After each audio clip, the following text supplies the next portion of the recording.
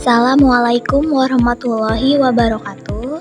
Halo semuanya, perkenalkan nama saya Jenita Imaresya dari kelas 10H akan membawakan materi mengenai dampak sosial informatika dalam aspek ekonomi dan hukum dari produk informatika.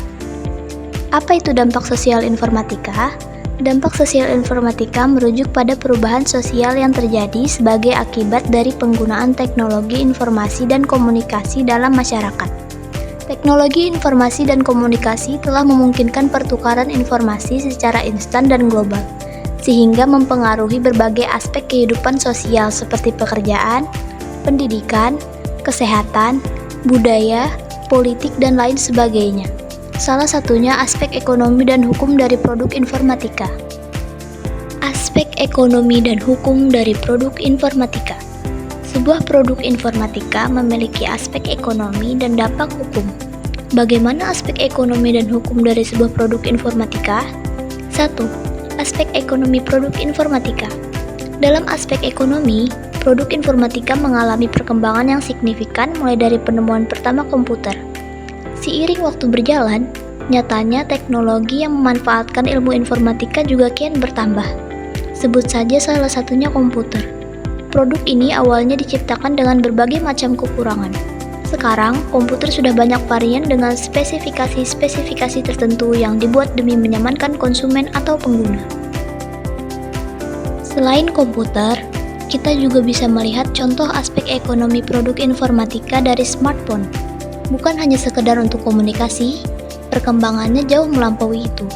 Berkat perkembangan tersebut, sekarang kita dapat menggunakan handphone untuk bermain game, memperoleh informasi, membaca berita, buku, komik, hingga untuk sarana bertransaksi. Mengutip catatan Mustafa DKK dalam Informatika 2021 HLM 202, ada 5 perusahaan berbasis teknologi informasi yang bernama Apple, Alphabet, Microsoft, Amazon, dan Tencent. Kelimanya sama-sama bergerak sebagai produk informatika hasil olahan ilmu komputasi. Sebut saja Amazon sebagai salah satu contoh produknya. Perusahaan ini memberikan akses kepada orang-orang di seluruh dunia ketika ingin berbelanja. Dengan begitu, konsumen akan dipermudah melalui sistem komputasi yang ditawarkan informatika. Nilai digitalisasi bagi ekonomi Indonesia. Aspek ekonomi dari produk informatika ini nilainya meningkat seiring dengan semakin canggihnya produk informatika.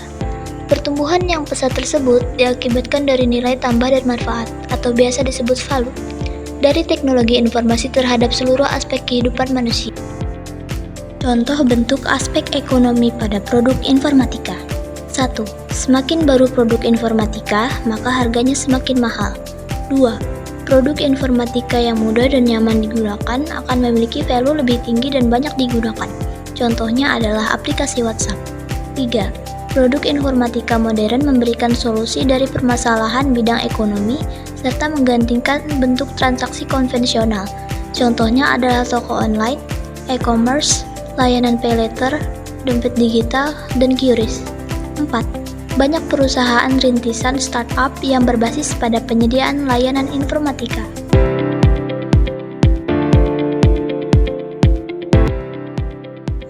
Dua. Aspek hukum pada produk informatika. Pada aspek sebelumnya, kebanyakan produk informatika dijelaskan lewat barang atau perusahaan yang memang menggunakan sistem komputasi. Berbeda dengan ekonomi, aspek hukum lebih mengacu pada hak hukum produk sebagai kepemilikan individu atau kelompok tertentu. Dengan begitu, ada landasan hukum yang melarang suatu produk informatika dibagikan secara cuma-cuma. Pelanggaran ini paling banyak terjadi di produk perangkat lunak yang dengan mudah diakses. Namun, hak kepemilikan tetap terus dilihat sebagai aspek hukum produk informatika. Peraturan ini memberikan perihal izin, hak, serta pembatasan atas suatu software. Kepemilikan suatu produk ini diistilahkan sebagai lisensi. Sementara itu, ada sejumlah jenis lisensi hukum pada produk informatika. Berikut daftarnya. Lisensi komersial mengatur tentang kepemilikan suatu produk yang sifatnya mengikat. Pengguna hanya boleh menggunakan setelah membayar dan tidak boleh menyebarkannya secara sembarangan. Contohnya seperti sistem operasi dan berbagai aplikasi pengolah lainnya. Lisensi gratis Pengaturan ini memperbolehkan orang-orang untuk memperoleh suatu produk secara gratis. Akan tetapi, tetap ada beberapa kebijakan lain yang biasanya harus dipegang teguh pengguna. Contoh peraturannya adalah tidak membagikan ke orang lain. Jika ingin memperolehnya harus lewat sumber pertama. Lisensi umum.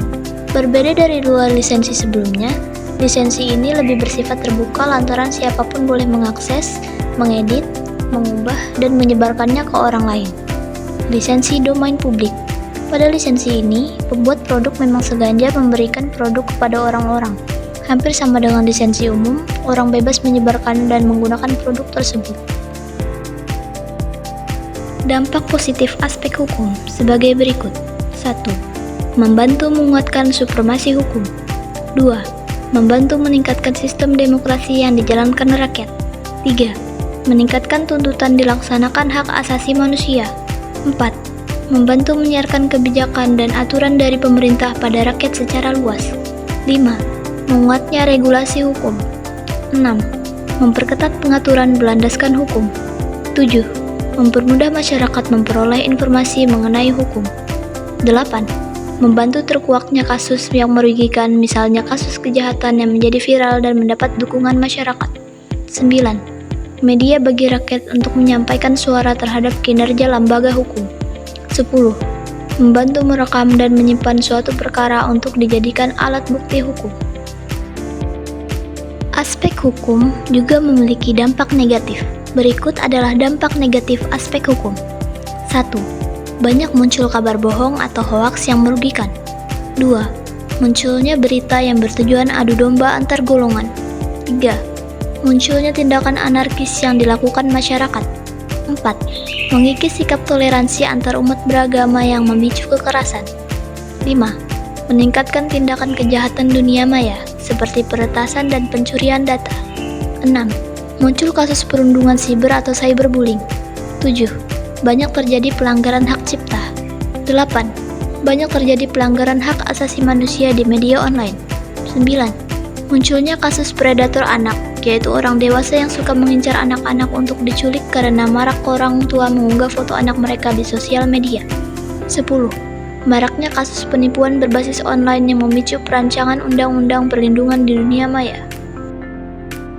Kesimpulan dari materi yang saya sampaikan ini adalah bahwa dampak sosial informatika meliputi perubahan sosial yang terjadi akibat penggunaan teknologi informasi dan komunikasi dalam masyarakat.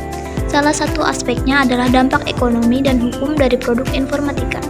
Secara ekonomi, produk informatika mempengaruhi nilai tambah dan manfaat teknologi informasi terhadap kehidupan manusia.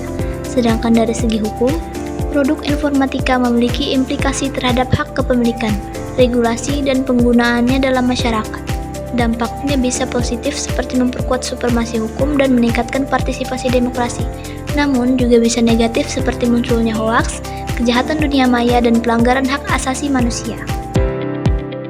Terima kasih karena telah menonton video saya. Semoga kita semua senantiasa diberi kesehatan. Salah hilaf mohon maaf. Wassalamualaikum warahmatullahi wabarakatuh.